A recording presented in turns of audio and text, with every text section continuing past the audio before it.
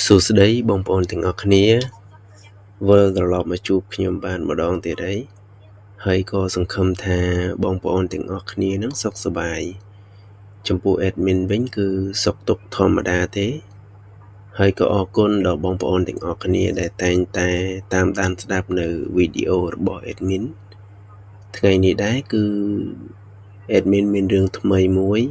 យកមកចែករំលែកជូនទៅដល់បងប្អូនអ្នកស្ដាប់ទាំងអស់គ្នាដែលរឿងនេះដែរគឺជារឿងពិតមួយដែលបានកើតឡើងនៅខេត្តកំពតគឺមាននារីម្នាក់ហ្នឹងគឺគាត់បានទៅស្នាក់នៅផ្ទះសំណាក់មួយដែលផ្លូវដើរទៅកាន់បន្ទប់ហ្នឹងគឺស្ងាត់ឈឹងហើយងងឹតទៀតព្រោះអំពូលភ្លើងភ្លឺអ៊ីវអ៊ីវទាល់តែដើរបណ្ដើរបញ្ចាំងភ្លើងទូរស័ព្ទបណ្ដើរទៅបាននាងមានអារម្មណ៍រហូតថាមានអ្នកណាម្នាក់ហ្នឹងគឺដើរតាមក្រោយគាត់ណាប៉ុន្តែនាងបានងាកក្រោយប៉ុន្មានដងក៏នៅតែមិនឃើញនរណាម្នាក់សោះនាងចាប់ផ្ដើមដើរទៅកាន់បន្ទប់ដោយគ្រាន់តែចាក់សោចូលក្នុងបន្ទប់ភ្លាមនាងមានអារម្មណ៍ថាស្រាវឆ្អឹងខ្នងហើយព្រឺសម្បុរភ្លាមតែម្ដងមានអារម្មណ៍ថាមានភ្នែកអ្នកណាម្នាក់ហ្នឹងគឺកំពុងតែសម្លឹងមកមើលពីលើពីដាននោះទៅកាន់នាងប៉ុន្តែនាងបានព្យាយាមធ្វើអារម្មណ៍បែបធម្មតាដោយគ្រាន់តែដោតកាតចូលដើម្បីបើកភ្លើងឲ្យភ្លឺនៅពេលដែលបើកភ្លើងភ្លឺភ្លាមនាងឃើញប្រហោងមួយនៅលើពីដានមុនគេប្រហោងនោះមានទឹកស្រក់ចុះមកតិចគ្រាន់តែនាងអង្គុយលើពូកភ្លាម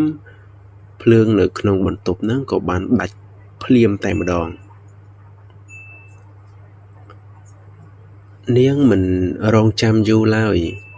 ក៏រត់ចុះមកក្រោមវិញដោយមិនងាកមើលក្រោយសូម្បីតែបន្តិច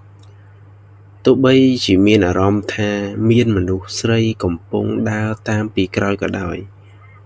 សូម្បីតែកាបូបលុយក៏នាងមិនបានយកមកតាមផងដែរពេលចុះមកដល់ក្រោមភ្លាមម្ចាស់សន្តាគារក៏បានសួរភ្លាមថាតើមុននេះកូនស្រីរបស់គាត់បើកបន្ទប់ណាឲ្យនាងហើយនៅជាន់ទីប៉ុន្មានដែរពេលនោះនាងប្រាប់ថានៅបន្ទប់លេខ403គ្រាន់តែឮថាបន្ទប់403ជាន់ទី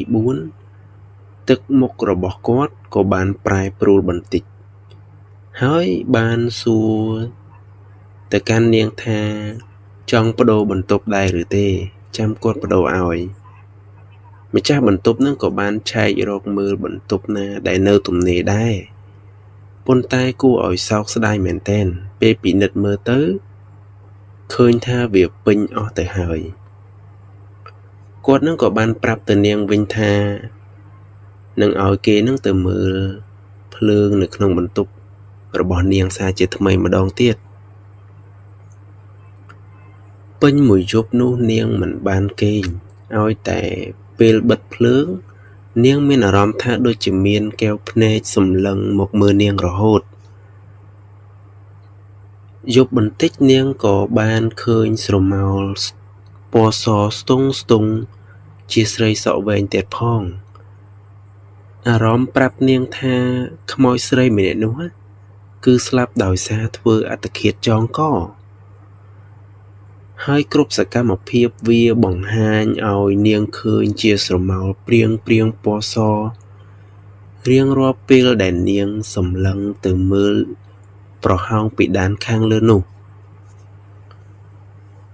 ចំណែកឯផ្ទះសំណាក់នៅជើងភ្នំវិញលើកនេះមិនមែនទៅដើរលេងតែម្នាក់ឯងទេបទពិសោធន៍ខ្មោចលងនៅក្នុងផ្ទះសំណាក់ក្បែរជើងភ្នំលើកនេះអ្នកដែលធ្លាប់ជួបផ្ទាល់នឹងគាត់បាននិយាយថា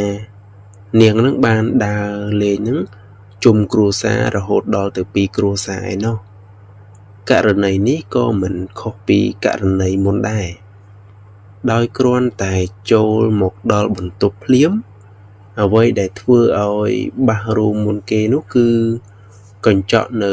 មុខបន្ទប់ទឹកនិងនៅក្នុងបន្ទប់ទឹកផ្ទាល់ហើយក៏មានរូបចម្លាក់បែបបុរាណទៀតផងគ្រប់គ្នាមានអារម្មណ៍ថាខ្លាចប៉ុន្តែមិនហ៊ាននិយាយខំសម្ងំគេង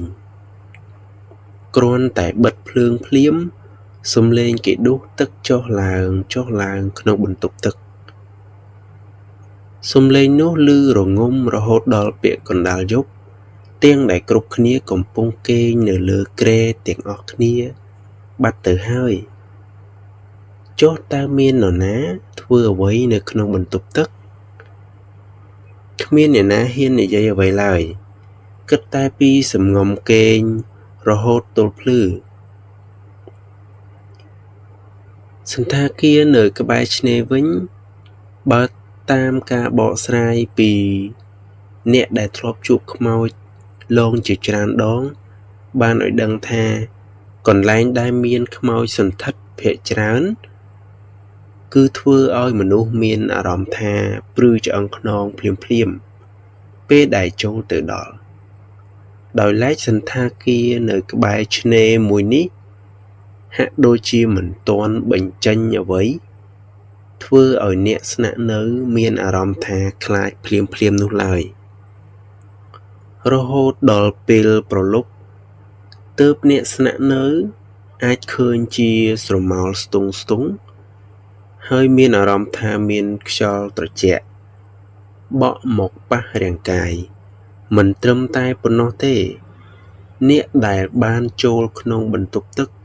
គឺសុទ្ធតែបានឃើញដំណក់ឈាមនៅក្នុងបង្គន់គ្រប់គ្នាប៉ុន្តែ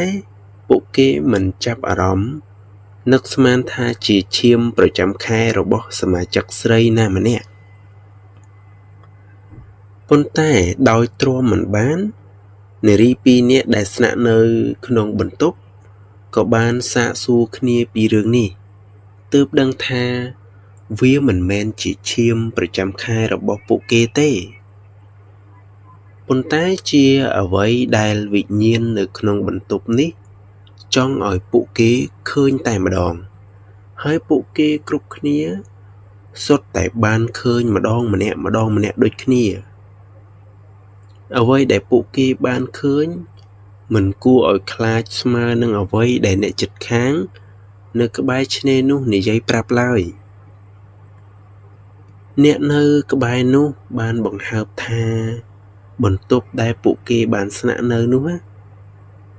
ពីមុនជាបន្ទប់ជួល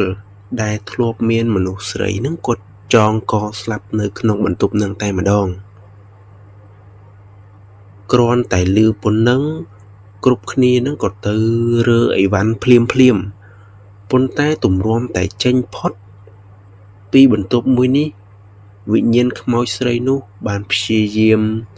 ទម្លាក់របស់របរជាច្រើនដងដើម្បីបន្លាចពួកគេទម្លាក់ទាំងដបទឹកទម្លាក់ទាំងកាបូបគ្រឿងអលង្ការឲ្យធ្លាក់រប៉ាត់របាយពេញបន្ទប់នឹងតែម្ដងនេះគឺជារឿងពិតមួយដែល admin ទទួលបានពីអ្នកធ្លាប់មានបទពិសោធន៍ខ្មោចលងជាក់ស្ដែងហើយមែនតើទៅគឺជារឿងមួយដែលយើងគួរតែជឿនៅពេលដែលយើងទៅដើរលេង